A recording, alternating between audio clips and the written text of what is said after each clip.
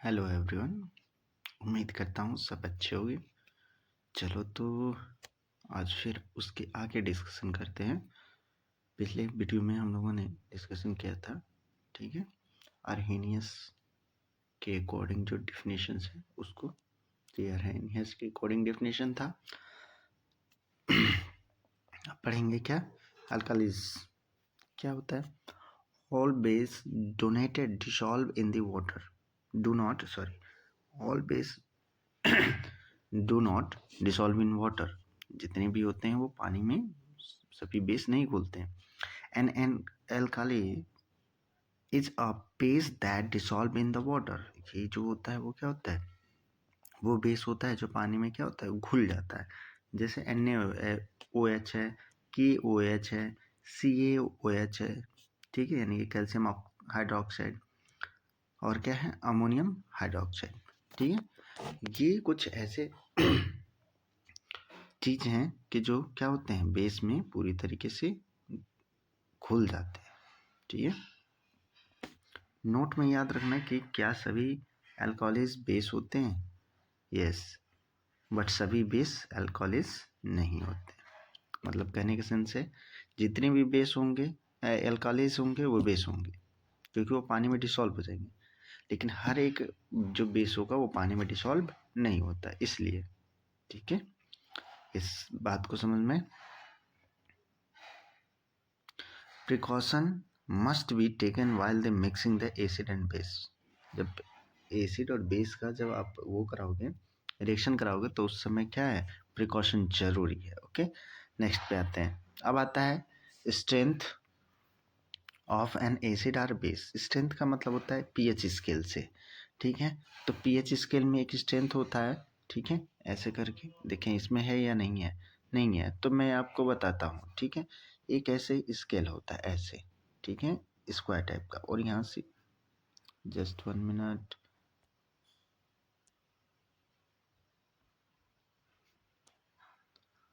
हाँ, तो क्या होता है, एक स्केल होता है, ठीक है, इस टाइप का, ठीक है, और इसमें ऐसे होता है। तो यहाँ 0 से और यहाँ 14 तक होता है। तो इसको हम लोग कहते हैं, इस पे जो नंबरिंग होती है वो 0 से 14 तक होती है। कहाँ से, 0 से 14 तक, ठीक है। तो 0 से जो 14 तक होता है, तो यहाँ पर एक पॉइंट होता है 7 का, जिसको हम लोग न्यूट्रल कहते हैं, ठीक है। और यहाँ से यहाँ तक जो एसिड अगर इधर की तरफ चलते हैं तो स्ट्रॉन्ग होता जाता है, और इधर के इधर चलते हैं तो बेस स्ट्रॉन्ग होता है। इधर एसिड स्ट्रॉन्ग होता है और इधर की तरफ चलते हैं तो क्या होता है, बेस स्ट्रॉन्ग होता है। वही जब चीज़ें हम इधर से इधर के तरफ चलेंगे तो बेस क्या होगा, वीक होगा। बेस क्या होगा, वीक होगा, और यहाँ पे क्या होगा, स्ट्रॉन्ग होगा, ठीक है। मूव जब इधर से 7 से, ठीक है, 14 की तरफ मूव करेंगे तो स्ट्रॉन्ग बेस होगा, और 14 से 7 की तरफ चलेंगे तो वीक होता जाएगा, ठीक है। वैसे ही यहाँ पर क्या है, 7 से 0 की तरफ चलते जाएंगे तो स्ट्रॉन्ग एसिड होगा, ठीक है। और वही जब इधर से इधर के यानी कि 0 से 7 की तरफ चलेंगे तो ये धीरे धीरे क्या होता जाएगा, वीक एसिड होता जाएगा, समझ में। तो ये इसके क्या है, मेजरिंग है। तो देखो वही चीज़ें, सारी चीज़ें लिखी हुई है, ठीक है। एक बार हम पढ़ के बता देते हैं, दिखा देते हैं, ओके। आई थिंक इतना समझ में आया होगा। देखो अब यहाँ पर देखो क्या कह रहा है कि pH scale measure the 0 very acid and 14 very alkali and 7 neutral. देखो वही चीज़ें बताया हूँ जो ऊपर बताया हूँ, ठीक है। और इसका मतलब होता है प्रोटॉन्स, पीएच का मतलब होता है प्रोटॉन्स ऑफ दी क्या, जर्मन मीन्स पावर, ठीक है।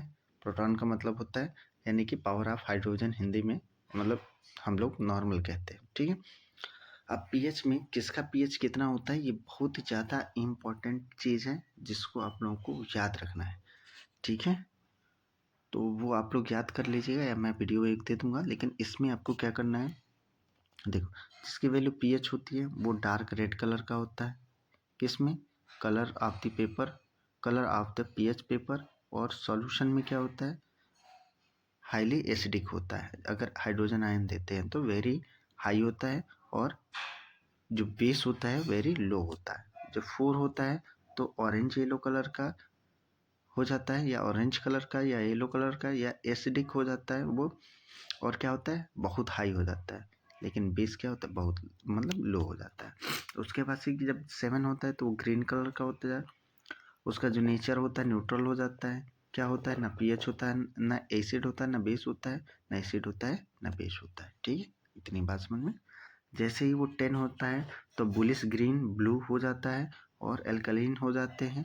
लो उसका क्या होता है, हाइड्रोजन आयन हो जाते हैं, और हाई क्या होते हैं, OH आयन, यानी कि बेस मजबूत होते जाते हैं। जैसे ही वो 14 पे पहुंचता है डार्क ब्लू वायलेट कलर का हो जाता है, हाईली बेस हो जाता है, और क्या हो जाता है वेरी लो एसिड हो जाता है, वेरी हाई बेस हो जाता है। जैसे अभी ऐसे देखो, एक पीएच स्केल बताया था, ऐसे पीएच स्केल बताया था। पीएच स्केल में ऐसे स्ट्रेंथ बताया था, यहाँ 0 बताया था, यहाँ 14 बताया था, और यहाँ 7 बताया था। तो ही बता रहा है, ठीक है, समझ में है कि नहीं। यहाँ सबसे ज़्यादा स्ट्रॉन्ग हो जाएगा 0 पे एसिड, और इस पे सबसे स्ट्रॉन्ग बेस होगा। ठीक है, अब देखो जब यहाँ से हम यहाँ तक इधर की तरफ बढ़ेंगे तो ये क्या होगा, इधर से इधर की तरफ बढ़ेंगे तो वीक एसिड होता जाएगा, और जब इधर से इधर की तरफ बढ़ते जाएंगे तो स्ट्रॉन्ग एसिड होता जाएगा। तो वही चीज़ें बोला है। ठीक है, अब स्ट्रॉन्ग एसिड कौन है, स्ट्रॉन्ग बेस कौन है, इसको एक बार आपको याद करना होगा। बिना याद के एग्जाम क्लियर नहीं कर सकते हो, क्रैक नहीं कर सकते। ओके, तो रिक्वेस्ट यही रहेगा कि आप लोग एग्जाम को पे थोड़ा फोकस करिए।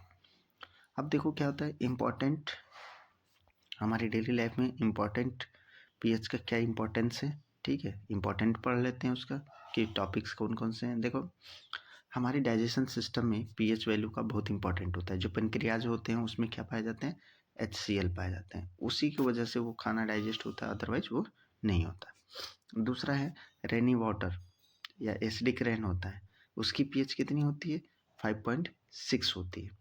ठीक है, जो एसिडिक रेन होता है। और वो क्या होता है, जैसे आपके घरों में कहते हैं कि पहली बारिश में मत नहाना, पहली बारिश से स्किन प्रॉब्लम हो सकती है। ओके, दूसरा है पीएच सोल। अगर मिट्टी एसिडिक है तो उस पर अच्छे से क्या नहीं होगा, फसलें नहीं होंगी, जिसकी वजह से वो हेल्दी ग्रोथ ठीक है नहीं कर पाएगा।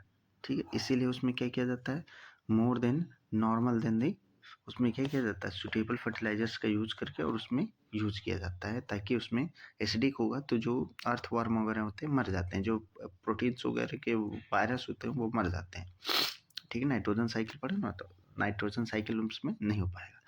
अब देखो body function between the range, इस पीएच के बीच में हमारी बॉडी क्या करती है, काम करती है। अगर इससे ज़्यादा हो जाएगा ना पॉइजन हो जाएगा।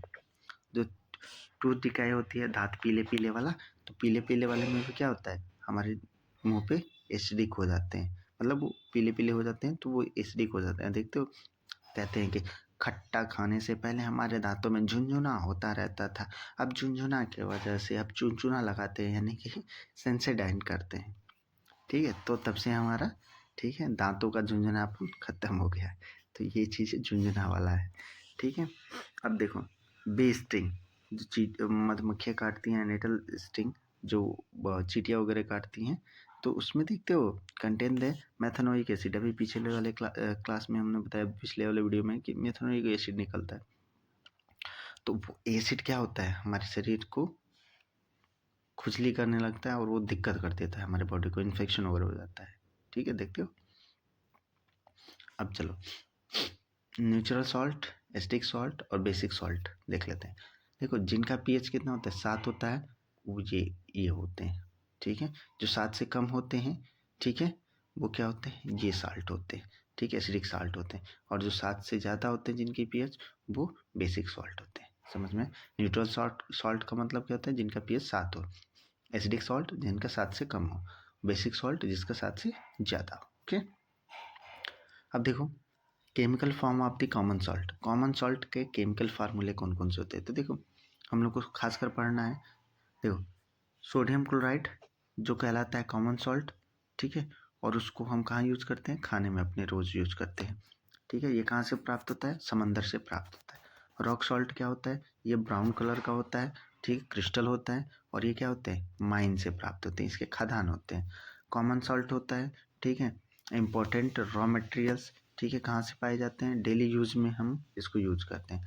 तो देखो सोडियम हाइड्रोक्साइड, वॉशिंग सोडा और ब्लीचिंग पाउडर, ये सब क्या है, सॉल्ट के फॉर्म में। तो देखो यहाँ पे सोडियम हाइड्रोक्साइड का प्रिपरेशन कैसे होता है। सोडियम हाइड्रोक्साइड को क्या कहते हैं, NaOH कहते हैं। तो जब हम NaCl का रिएक्शन किससे कराते हैं, H2O से कराते हैं, तो हमारा बन के आ जाता है क्या, जो बेसिक सॉल्ट होता है, इसको हम लोग बेसिक सॉल्ट बोलते हैं। क्या कहते हैं, बेसिक सॉल्ट बोला जाता है। तो बेसिक सॉल्ट होता है, समझ में, ओके।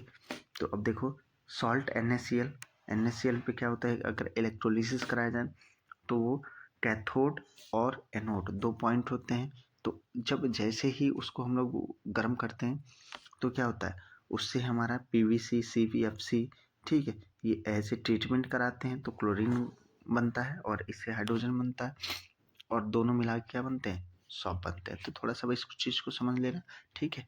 अब आ जाओ, थोड़ा फास्ट पढ़ा रहे हैं। ब्लीचिंग पाउडर क्या होता है, जब प्रिपरेशन इसका कैसे होता है, तो जब कैल्शियम हाइड्रोक्साइड को, ठीक, इसके साथ क्लोरीन के साथ गर्म करते हैं, यानी कि क्लोरीन के साथ रिएक्शन करते हैं, तो क्या बनाता है, ब्लीचिंग पाउडर का याद रखना है, फार्मूला बहुत इंपॉर्टेंट होता है, फार्मूला याद रखना पड़ेगा। और इसका यूज़ कहाँ होता है, textile factories and the laundry वगैरह में इनका यूज होता है, ठीक है।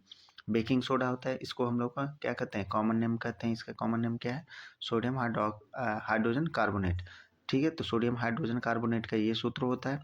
और ये कैसे प्रिपरेशन होता है इसका, तो NaCl का जब वाटर, कार्बन डाइऑक्साइड और अमोनिया को चारों को एक साथ लेके क्या किया जाता है, रिएक्शन किया जाता है, तो अमोनियम क्लोराइड और क्या बनता है, सोडियम हाइड्रोजन कार्बोनेट बनता है, ठीक है।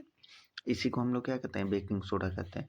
On the heating of the, जब इसको गर्म किया जाता है तो क्या होता है, जब इसको गर्म करते हैं तो सोडियम कार्बोनेट वाटर और कार्बन डाइऑक्साइड में चेंज हो जाता है, ठीक है, याद रहेगा। चलो ठीक है, अब वॉशिंग सोडा पे आते हैं। वॉशिंग सोडा का प्रिपरेशन क्या होता है, वॉशिंग सोडा जो होता है वो crystallization of the sodium carbonate होता है। सोडियम कार्बोनेट का क्रिस्टलाइजेशन कराते हैं, ठीक है। सोडियम कार्बोनेट का क्या कराते हैं, क्रिस्टलाइजेशन कराते हैं। क्रिस्टलाइजेशन का मतलब ये होता है वाटर के साथ लगा के हीट कराते हैं, यानी कि Na2CO3 को वाटर के साथ जब गर्म करते हैं तो NaCO3 प्लस H2O बनता है। इसका यूज़ कहाँ का होता है, ठीक है, इसका use in the glass shop and the paper industries में होता है। Cleaning agent for the domestic purpose, घरों के साफ सफाई में भी यूज़ होता है। Remove of the handless water, जो हम लोग कैरी करते हैं, यानी कि हाथ वगैरह धोने के लिए, तो उसको यूज करते हैं बनाने में। और मैन्युफैक्चर ऑफ द बोरैक्स को बनाने में यूज़ करते हैं। अब बात है वाटर क्रिस्टलाइजेशन क्या होता है, देखो वाटर मॉलिक्यूल्स क्या होते हैं जिसमें उसमें प्रेजेंट होते हैं, उनको डाल के इनको क्या किया जाता है, साफ किया जाता है, तो उसको हम क्या कहते हैं, वाटर क्रिस्टलाइजेशन कहते हैं, ओके। अब आ जाओ, ये सारी चीज़ें जिप्सम वगैरह का सूत्र याद रखना है। ये जिप्सम का है, जिप्सम कैसे बनता है तो आपको पता होना चाहिए कैसे बनता है, ठीक है। तो ये इम्पोर्टेंट थे। अभी तक के लिए इतना, और ये आपका होमवर्क है। तब तक के लिए बाय बाय, और चैनल को लाइक और सब्सक्राइब प्लीज़ कर दो यार, ओके, अगर अच्छा वीडियो लगा हो तो, नहीं तो कोई बात नहीं। और ये देखो, ये क्या करना है यहाँ पर, देखो फिल इन द ब्लैंक में याद रखना है, एसिड और बेस को जब रिएक्शन कराते हैं तो क्या बनता है, साल्ट प्लस वाटर। जब एसिड का रिएक्शन कराते हैं तो क्या बनता है, मेटल, एसिड का मेटल के साथ रिएक्शन कराते हैं तो साल्ट प्लस क्या बनता है, हाइड्रोजन गैस बनता है। ऐसे ही इसको और इसको एक बार करना नहीं आता है तो हम बता देंगे, ओके। कमेंट जरूर करो, okay, bye bye, take care.